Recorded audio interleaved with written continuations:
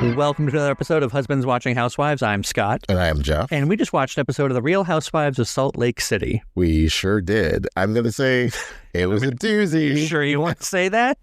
I know we still have many more days in Mexico, so there could be more doozies to come. Yeah, I just don't want you to keep saying that it's a doozy and then like every episode becomes a doozy. Right. If every episode's a doozy, then no episode's You're right. a Well, doozy. compared to Beverly Hills, like this is a doozy. Much more doozy-ish. Than Beverly Hills, yeah. So, Yeah. But thanks for joining us. Those of you who just found us, we appreciate being found. We were lost for a little while, and thanks to you clicking subscribe and like and all those things, we were discovered. Sharing with your friends, your coworkers. Yeah, you discovered us, just the same way Erin Leachy discovered Mezcal. Brought it. Did she, before they went on the trip to Mexico, Erin's like, I'm going to bring some Mezcal back. Yep. And She's a regular Christopher Columbus. Yeah. in a much less violent way. Yes. Yeah. So, yeah, I am... This episode exhausted me. Okay, Marlo. But They drained me. it did drain me. And then also just, we were like, so we have one day to work in the office, and then we have one more day to work from home, and then Christmas plans. Yeah, a lot of Christmas. Yeah. And I just want Christmas to happen already. Same. I want to be,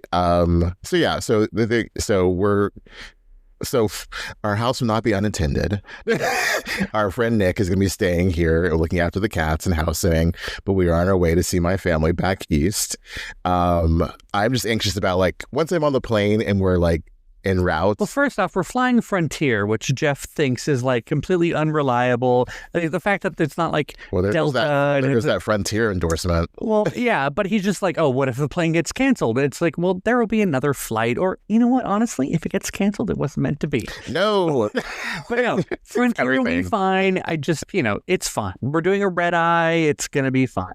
Yes. But we have to fly out of SFO, which we're not used to doing. SFO, if you've never done it, is it's an airport. It's a big airport. Yeah. And it just, it's just so much effort. It's one of those airports that even if you knew there was no one in line, you still have to get there 2.5 hours early. Mm-hmm. It's just not fun. It's not just the Frontier of it all. I think, flights, you hear about people getting, flights get canceled around the holidays all the time. And so that's why I'm I just want to be there. We're on a confirmed flight. We do not have to check our baggage because we're really not into checking baggage. Yeah, we're carry-on people. Yeah, we pack really carefully, and I got a CPAP machine too I gotta bring, I can't be parted ways from. So, yeah, I just want to be secure on the plane on the way. Once we're literally on said plane, I'll be fine. Hopefully I can sleep. Haven't done a red eye in a minute, and I'm not gonna sleeping on plane. So that's my thing too. Getting on the plane, sleeping on the plane, being ready for the next day. I think I am to slip you a Valium. You're not looking. And you will sleep. We should have gotten some, Vina. I almost said some Vita. Oh, it's Vita. Oh, sorry, Vina. Yeah, we don't Vita. We don't need any tequila. We don't need any tequila. We'll get to that. Yeah, we should have ordered some tamarind gummies. And I can go to the dispensary down the street and get gummies that will help you sleep. The thing is, though, it seems like a long time, but it's only 5 hours. And so that's what you sleep in a given night anyway. Tonight? Right. But I'm saying but it's a matter of getting to sleep right away, And also, but I think now that I think about it, taking a gummy, then it's gonna be sleepy, and then you're already there. You're oh crap, now I gotta be awake. Vita would be more so a good night's sleep. Mm-hmm. So if we're going to Europe. Right. Well, let's not visit your family back east. Let's just go to Europe instead. Obviously. Yeah, that'd be a good idea. Let's go to Germany. Yeah. We'll segue. Yeah. So, yeah, I just really am ready for this week to be over. As much, I think I've bought into the whole kind of TikTok internet thing about how this is the week where nothing happens at work, but so much shit is happening at work. No, the week where nothing happens is that in between Christmas and New Year. This year is different though because how it falls because it's a Wednesday. No one's expecting anything. So this whole week leading up to Christmas should just be nothing, and my work is making it everything. And I think I have to have my review, and they're having me learn all this project management stuff, and they're not. I have to watch YouTube videos on how to learn project management. And the problem with project management is that it's such a common sense thing that you're like, why do I need a formal framework to learn common sense? But that's how they want you to like kind of convey it. So like, I have to dumb all this stuff down, and I'm just not in the mood for it. And I'm already lost. Yeah, see? Yeah. I bored you to death talking. No, not bored. No, I mean, that was just like, so where are we? And there's also like, it's one of those things where there's like 200,000 different ways to skin a cat, and they want me to pick the one way that works for them. Just reading your supervisor's mind, I just don't get it. Yeah, I don't have that. I'm just tired of everybody and just ready to be away from them and just trying to wrap up things and, just be, because I really liked with Thanksgiving, even though it's such a shorter trip, I wasn't really paying attention to work stuff, and I was just like in the moment having fun. And so that's what I hope to have, at Christmas time too. And then, yeah, I know you're right. Once we get there, once we land and we get off the plane, everything will fall into motion. But and also like just the different having to deal with family. Like my family's enough. Now I got to deal with yours. Yeah, but you like them though. I like your family very much, but there's a lot that goes unsaid that I'm not aware of, and I'm just kind of like, hey, what's up? Everything's great, right? Oh, it's not. Oh, I'll be over here. So we haven't really had that. I guess we haven't had really extended time, not since 2019. We went back east like for our little pre-Christmas. And we're staying with your other sister. So like we stayed with mine before, and now I'm staying with like I've never been in her house, so I gotta like there's a whole different level of like tiptoeing and I don't think we tiptoeing. I think gonna judge me. It's gonna be a whole thing. So we're just dropping everybody's name. I know. I was like, whoa. Yeah. So good thing they don't watch our show. Yeah. Good thing that your sisters don't listen to our podcast. Yeah. Anyway, I feel like we've divulged too much personal information now. We went from should we to yes, let's divulge everything. So my main concern is I want to make sure that Nick has a lot of beer in the fridge so that when he's here, he's comfortable. Nick, our friend who's watching the cats. Yeah. Yeah. Not my ex-boyfriend, Nick. No, he can whatever. But yeah, I just want to make sure that our house is taken care of and that he's comfortable and that everything here goes fine. And I think, yes, that's... honestly, also, because it's your family, once I'm there, that's your problem. And I'll be like... from like, that's your problem. It's like everyone's... First of all, no one's going to be judging you. Everyone's like going to be very well... Everyone's judging me. No one's going to be judging you. Paranoia. Everyone's going to be... happy you're there, happy we're both there. It'll be great. We're going to see my best friend Ashley when we're in town as well. It's going to be all good and warm and accepting and la la la. So there's that. That's if they were like watching this. Yeah. Yeah. And then yes, I think everything we find with Nick here and it'll all be fine. And I just want to make sure everything gets done beforehand. Also, like yeah. Just don't want to forget anything. Yeah. I'm not used to traveling for the holidays. That's it as well. That's the thing too. We post-COVID, we haven't really done much holiday travel because... Well, I've never done holiday travel, really. You've never traveled on Christmas? No, I'm from here. Yeah, but you must have, like gone to see other family at Christmas time, like what cousins? No. Liz? No. Wouldn't you spend Christmas? Or you never. They would come here. Oh, that's right. The tree was there. I never went. And the tree was there. They don't have trees in Texas. They don't have trees in Texas. No. But yeah, no. So I've never done any travel for the holidays, and so yeah, you know what? Just like Britani, you didn't stop to think about how this made me feel. All right, now we're bringing it back. I gave you a whole thing, and you're like, oh, whatever. I don't feel like you're supporting me. So yeah. To Salt Lake. Let's get on to it. Oh my gosh. I was telling you, I listen to the Privileged Twinks podcast, which if you need one to check out, it's pretty good. But don't stop listening to us.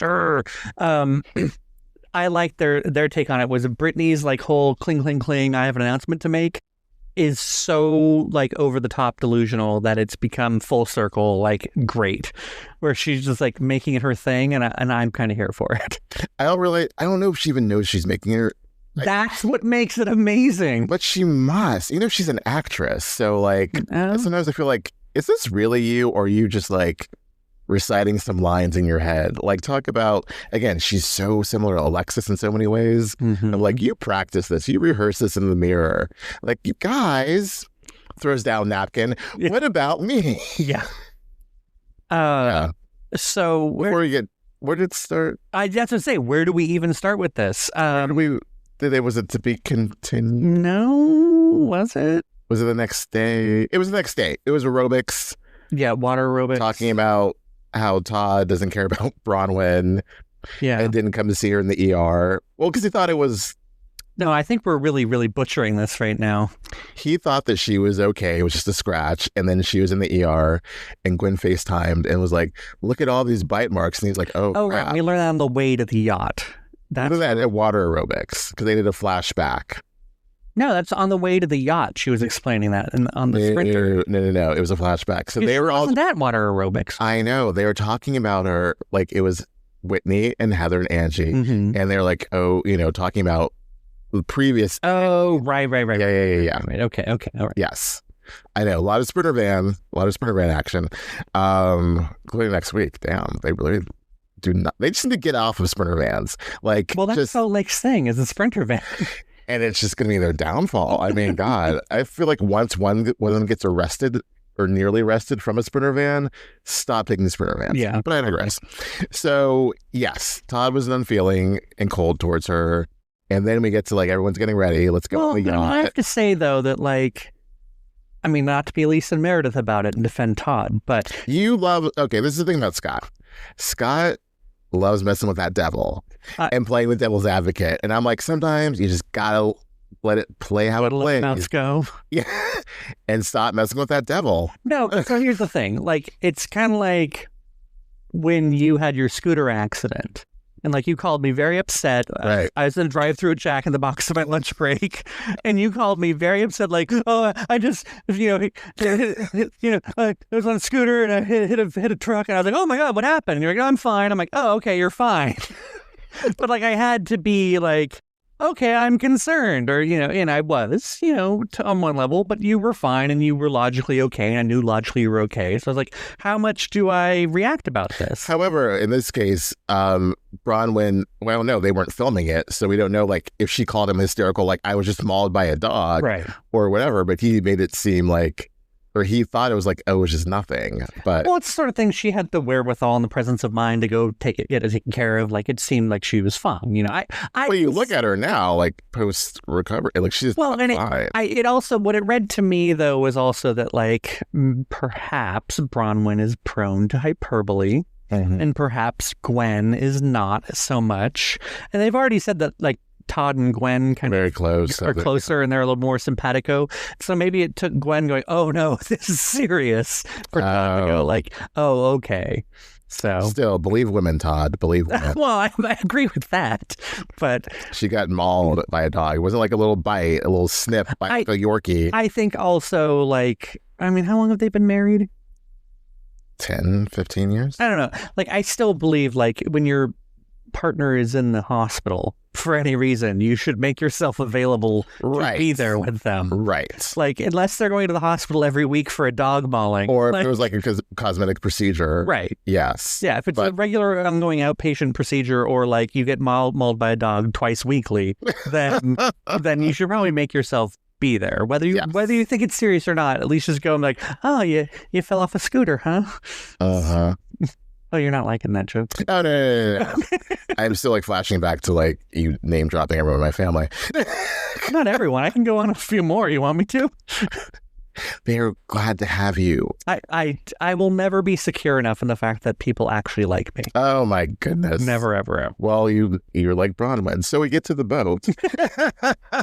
Well, hold on. First, can we talk about Britani, like, and her, like, did you hear Meredith crying and throwing up?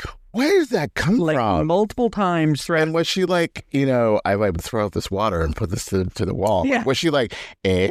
But the fact that Bronwyn later on says, like, yeah, it even kind of made it Oh, I guess they're in different rooms. So I thought Bronwyn was like, what? Are they like in twin beds? Like, how did she hear all that? No, when Bronwyn first said it made it through to me, I thought she was saying even I heard it. But she's like, oh, no, it got through to me with telephone. We saw the entire telephone. And so then Angie, so Meredith was like just barfing everywhere and crying. Yeah, and like it was not subtle at all the first time she brought it up, and then she brings it up a second time, and then eventually the third time where it actually in front of Meredith and gets the reaction. So yeah, I just like the setup of this eventual. That was just so like, what are you doing? Like, what are you hoping to achieve here? Because if you were really concerned, you would have taken her side and not been like, you know what, Meredith was barfing last night, guys, and crying. I'm sorry, and we're just going to jump to it because Meredith doesn't really have anything else going on in this episode. I was so upset about the slut shaming that I was crying. And when they say it, who knew that Meredith was an advocate for sluts across America? Yeah, I mean, like it's like, is Meredith laying in bed being like there are starving children in this world, and I just can't believe I'm this privileged. Or is she like, there are starving sluts? Yeah, it's like with high body count hair. I mean. It made no sense. It made no sense because Meredith makes no sense on a daily basis. Meredith sleeping on that bus on the Sprinter. Yeah. And then Meredith being any sort of out of sorts. To me, it just reeks of I took too much Xanax and probably had some alcohol. Like, that's my guess. She's doing the Erica Jane special where she's mixing her Lexapro with some alcohol. And she seemed fine. Like, they had made up. That's why Angie was like, why are you so upset still about the slut shaming? It makes no sense. And she couldn't really justify anything. So it's a good thing that the conversation diverted to Lisa. There was more to it. I think she was lying. Shocker. Meredith was lying.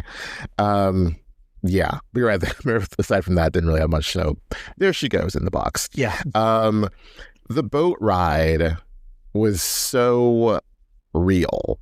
Yeah. Like Bronwyn's whole story was very real. But hold on, before Bronwyn's story even happens, it was Britani trying to make a moment for herself. Right? Oh yeah, we're done with Britney. No, but like. I don't even understand. Like, they were having a conversation about Henry. And she's like, why didn't you give me this much attention when I talked about my daughter? And I feel like the conversation they were having about Henry was at least kind of, surfacey, fun. Yeah. Like, and cute in a way. Like, oh, now that it's just Henry, like, we can focus on Henry and he feels like he's the center of attention. And I don't think they didn't care about Brittany's daughter and that the fact that they made a step forward.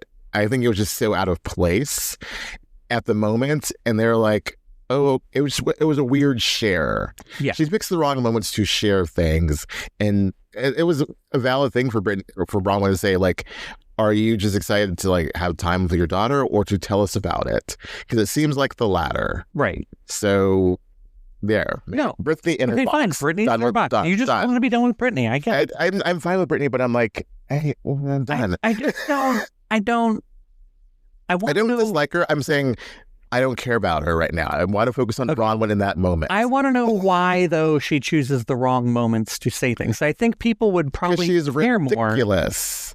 She chooses the wrong moments, and she's just, I don't understand. All right. So I'm fine with her, but I don't want to talk about that anymore. It was just a real moment, and you don't get that on. I think that's why they're also shocked and surprised and silent, because you don't get people saying these things. Right. Especially about infidelity on these shows. They will take that to their grave or talk to one person, not share with the entire group. And then to bridge that of like, I don't feel good enough for Todd, that I care more about him than me. And that's how I feel about myself in other relationships with my mother. My father's dying. Gwen's going away to college. I'm never enough. And now I'm in this group where I feel like I'm never enough. That was one of the most honest things you could say and never get said, because explains why you're acting. And Housewives typically don't give that. It's all bullshit, except like rather than just focus on why are you acting this way, and they just don't do that. So for her to do that was shocking and real, and I felt really sad for her. And I'm really like, oh, that's whatever. But like that really got me that moment. Yeah, I agree. And I think that like, I don't think it's a sadness of like, I feel sorry for her. Like I definitely like, I did. Well, I don't feel sorry for her. Like in that moment as a person. Well, she was like really pouring out of her. Like, I don't feel good enough. I think I have empathy for her. Yeah. Like, I want her to not feel that way, but I'm not like, sorry for her in like how pathetic sort of way, you know? No, not pathetic. It was more like you still feel sorry for a human being who's going, like, because we've all been there, not feeling like unworthy or like, you know, I'm not enough. And for whatever situation, whether that be at work or with friendships or like family. Or your sisters. Yeah. That doesn't always have to be a joke. It can be. But yeah, so like it just yeah, it was a really raw moment. I really appreciated that from her. I did as well. One thing though that like I think, and it wasn't until you were just mentioning it now, I think she has to have talked to Todd about it in the past and is getting ahead of it. She's watched Housewives before. He knows it'll come out eventually. So if she brings it out in her own way, it's smart to bring it up. Control the narrative so that's not a big thing later. Because you were saying like Housewives don't ever bring this up. And so I was thinking like on Jersey, had Jennifer Aiden beat the she like revealed it like this rather than like have Margaret out her. Right. She could have controlled the narrative. Exactly. So I think if this was a calculated thing, smart on Bronwyn. Yeah. But also at the same time, definitely, I think it caught everyone off guard. Very much so. Because it started off as like kind of a similar thing to Britani of like, I'm stealing the spotlight. Like, why aren't we more focusing on me? But she connected all the dots and brought it back. It started off as more of like, which we didn't like appreciate last week, of her just like really like focusing on this. Why aren't we friends, Lisa? Why aren't you treating me like you treat everybody else? Because it started out as Britani calling her an effing bitch. And then Bronwyn's like, hello, Lisa. Like, you know, if this had happened, if the roles were reversed, she'd be so mad that I wouldn't defend you. And now this one's calling me a gold digger and effing bitch and whatever. And you're just like, blah, blah, blah. What do you mean? And then Lisa doubles down on it of being like, oh, you know, this seems really surprising. And like, just not really being there for Bronwyn in the moment. And then you have the surprising Heather Gay stepping up and really like being like, I felt this way too. You know, I wasn't appreciated in my marriage and you deserve better. And like, you know, you're a great person and you're strong and you survive these things. And also relating it to the Mormon church of like, don't let that shame of like, you know, having a kid out of wedlock and not being good enough for the Mormon church or this great, allegedly great Mormon family who doesn't want anything to do with their granddaughter. Not so great. Sorry. Not so great. Don't let that like make you feel less than. Like that was really good too. I finally liked Heather this season. Yes. Yeah. In this moment, I was like, because she could have just been like kept silent, but like that hit a nerve with her that she was finally able to relate to Bronwyn and give her some grace and be like, oh my gosh. Yeah. That was great of it. A great part of it too. And I think also even the breakdown later between, you know, when they're back at the villa between Angie, Whitney, and Heather and Bronwyn, even though Angie was very, very silent, I think you can definitely tell. And I think that they pegged it correctly, or more correct, you know, on the correct side, that Whitney and Heather have been through the cheated on side of things. And that, you know, the fact that Meredith and Lisa were kind of defending Todd and saying like, oh, well, what did you do to cause this? Well, Whitney and Heather actually have not been through the cheating. Like he didn't cheat on her, Heather's husband.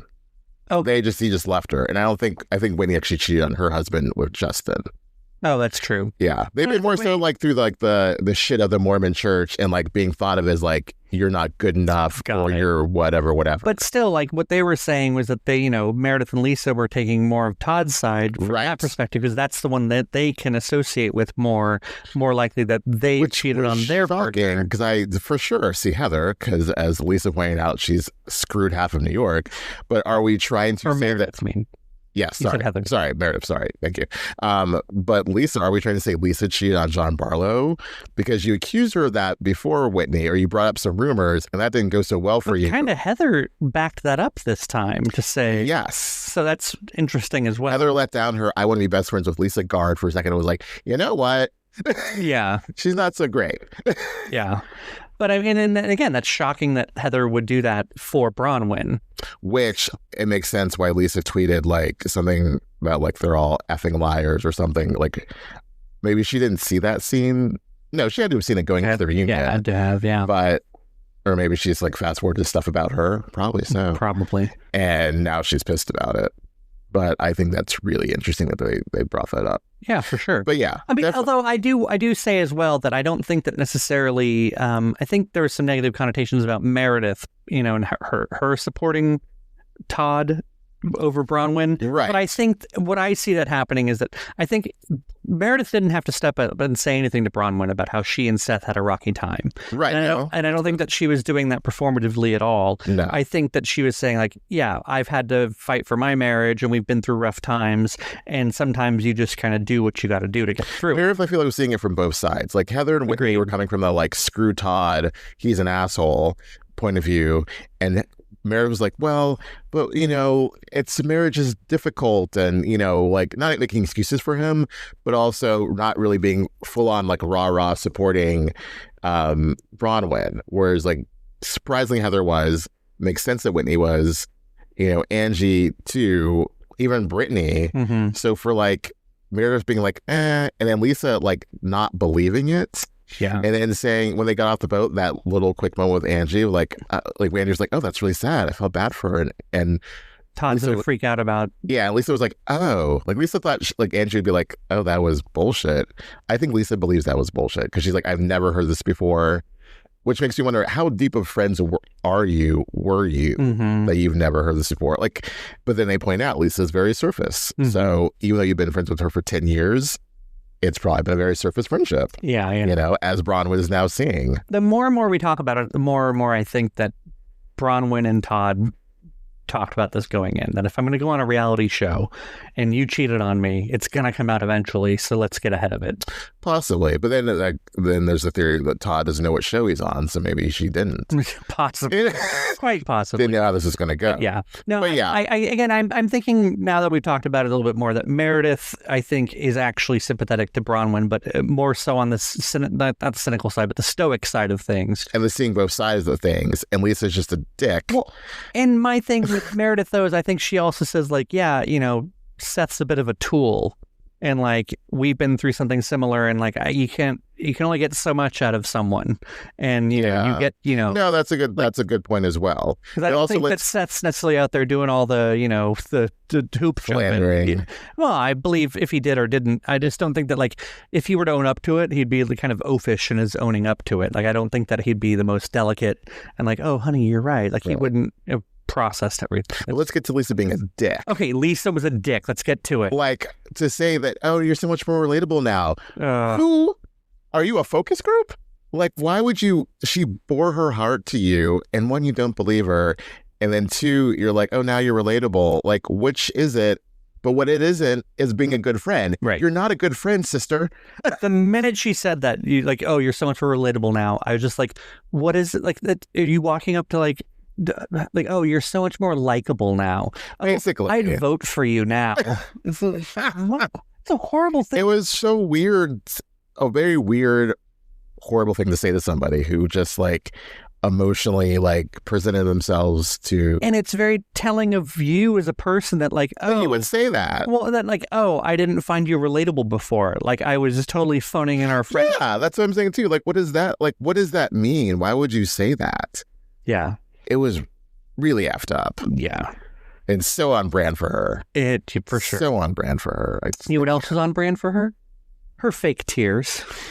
Every time. So yeah, we can, well, we should talk about Mary showing up because that was an easy with Mary and Angie. That was good. That was really nice. And also like the fact that she was like, I'm going to take Robert Jr. to rehab and I'm going to go on this Mexico trip because I got my work thing. Mm-hmm. And then she got there and like, it was really sweet the moment with her and Angie. Yeah. Like Mary is just like, who are you? But I like it. Yeah, no, it's nice that like she, just expressing that, just knowing, and I get it, like whether it could have been Angie, could have been anyone, but it's whoever knew what was going on. She could go and say, not have to say and explain, right? Rehash it and just like, because that was what's going on. It's going, and I took care of it. Right. But also, it was so interesting that like when she got there, and Meredith said, "Why didn't you come yesterday?" And she was like, no, I'm not going to go there.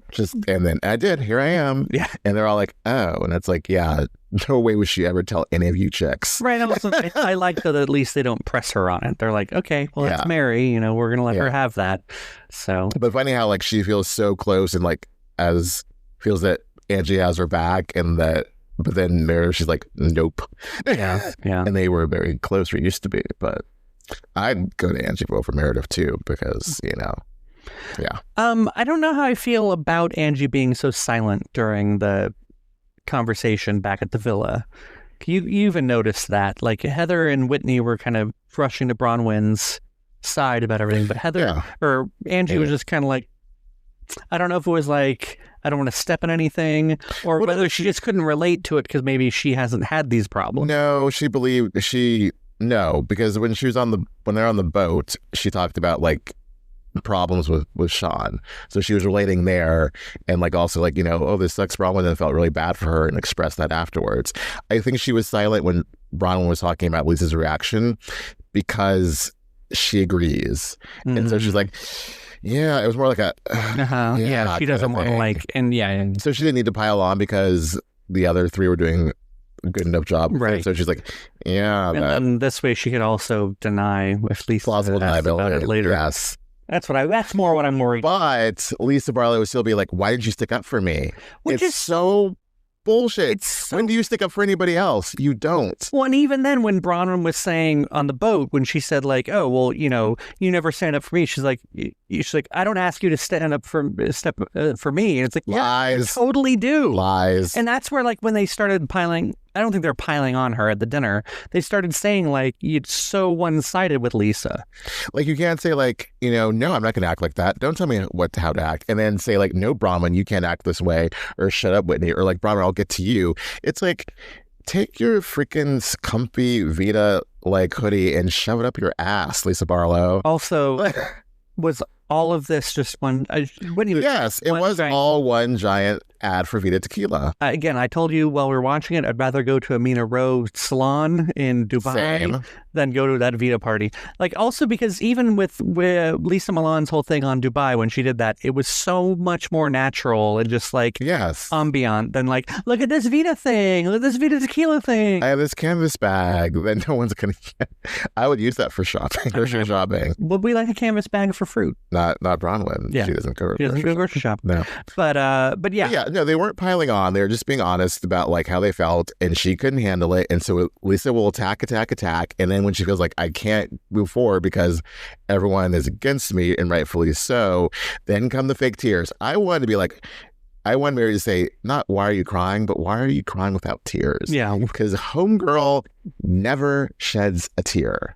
Maybe once when she was talking about like Jack or Henry in past episodes. Yeah. But typically I'm very, oh my God, I can't believe I'm shaking. If you have to tell me you're upset, or you have to tell me you're shaking, you're not really actually in the moment of being upset, and you're full of shit. I think when it comes to the ladies, they're, not truly friends, so she probably doesn't really get... No, she just is...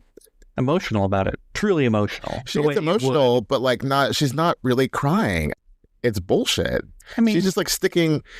At least when on Potomac, when actually cry, like Candace was actually crying. They won't fake tears, Giselle. Yeah. But like freaking Lisa Barlow was like, I'm getting the crying voice, and I look like I'm going to cry, and I need to grab this napkin, but there's nothing to wipe away because you're not crying. Well, and that's why ultimately she runs away and takes her dollies and goes home. Exactly. She can't, get the sympathy she's looking for. Exactly. Because no one was, Heather was kind of like, rubbing her back a bit, but like no one else there was like, nope, not here for it. Yeah. And the whole like thing with Angie, like, what are you going to do, Angie? And I want Angie to be like she said, nothing. I'm not going to like lunge at you or throw a glass or be performative. I don't remember Lisa lunging at people. Like, I didn't know that was such a thing, but it was apparently enough for her, like, for Angie to be like, oh, should I do like a your move and lunge? Well, unless it happens on this trip, we haven't gone to the whole lunch where they all dress up like her. Oh, that's true. And in that clip, like Whitney throws some shit at her, and Lisa like literally she does lunge at her, like, take that wig off your head. And, that's right. So maybe there's just too much goodness, and they had to cut that. So much lunging. Yeah, but she lunged, and she did that glass at the Bezos party, which was really dumb. And well, Angie kicked that chair behind her. that was dumb too. And I love Angie, but that was dumb. So yeah, I mean, I don't think you're wrong on anything that you're saying. Because again, Angie, everyone else can remain relatively composed, including Bronwyn, who was being extremely emotional, but Lisa can't remain composed, and have a real conversation. Yeah, I get it. And then like she, from day one, this woman has treated Whitney like she's less than. And the fact that she's like, you're lucky I'm even looking at you. I would have been like, girl, bye. I don't care if you are sponsoring this trip or whatever, or paid for this trip, which she really didn't. Like, shut up. Yeah. Like, I don't have to bow down to you.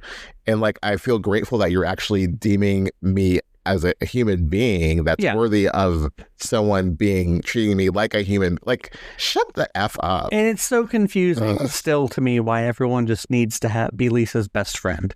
I hope they all figure it out next season and be like, bye. Right. I don't need to be her best friend. It's not worth the time. Bit of a departure. Did you hear though that Jen Shaw will get out early, likely from prison? Did you hear this? Yeah, I was there in the car when we heard it. Oh, that's right. I don't remember where we see all these. It was we're listening to Two T's. Oh, Two T's.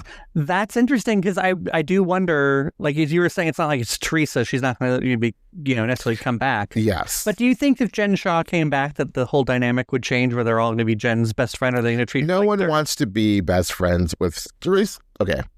With Teresa, it was like, I was some sort of fraud, whatever, but it wasn't stealing from the elderly and causing them to like lose their livelihood, lose, everything. Right. So there's no wanting to be. That's why when Lisa said on an interview that like Jen was better than Monica, it was like, what are you saying? Oh, yeah. Like, I didn't think about that. She stole from the elderly. So no one wants to be friends with Jen Shaw. I don't think the audience would accept Jen Shaw back. It's not a Teresa situation. I think it would look really bad for Bravo to have Jen back. You're right. So yeah, but no, it's always baffles. There's another place in reality for her, but it's not the Real Housewives of Salt Lake City. Yeah, I never understood why everyone wanted to be Jen's bestie, and I don't understand why everyone wants to be Lisa's bestie. Same. I also just don't. In my own personal life, I don't know that there's anyone that I like. am friends with that I'm willing to be like, oh, please let me be your best friend. Like call through broken glass to support. No. Like, is that just that we're different people than the Real Housewives of Salt Lake City? Or is it just, I can't imagine that anyone has a priority to be like that close or that tight with someone else that they need it that badly, that they would denigrate themselves and like do whatever this person says to do.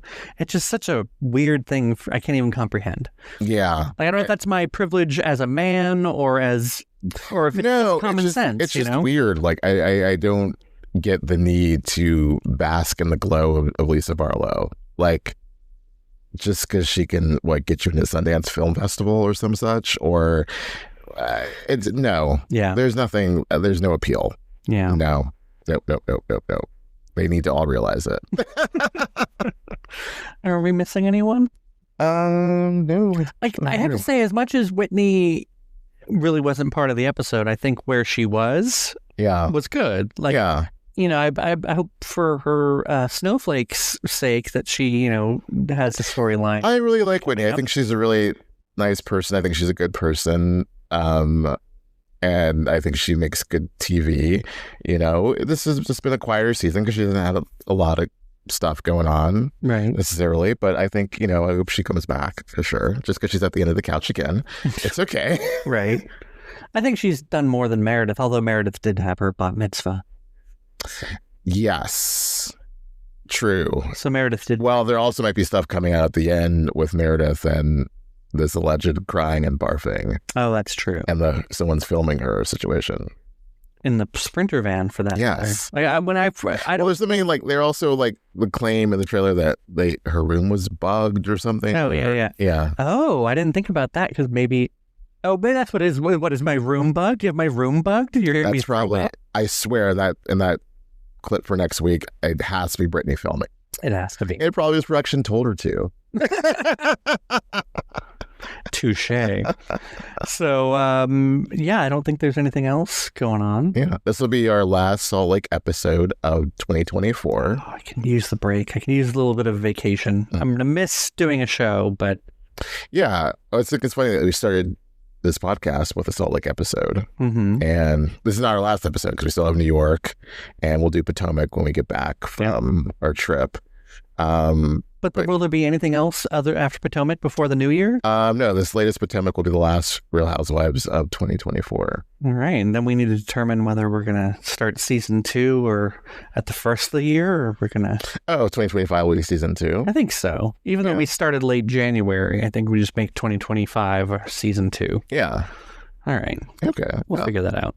A whole new chapter. A whole new chapter that we'll figure out next time. Until next time.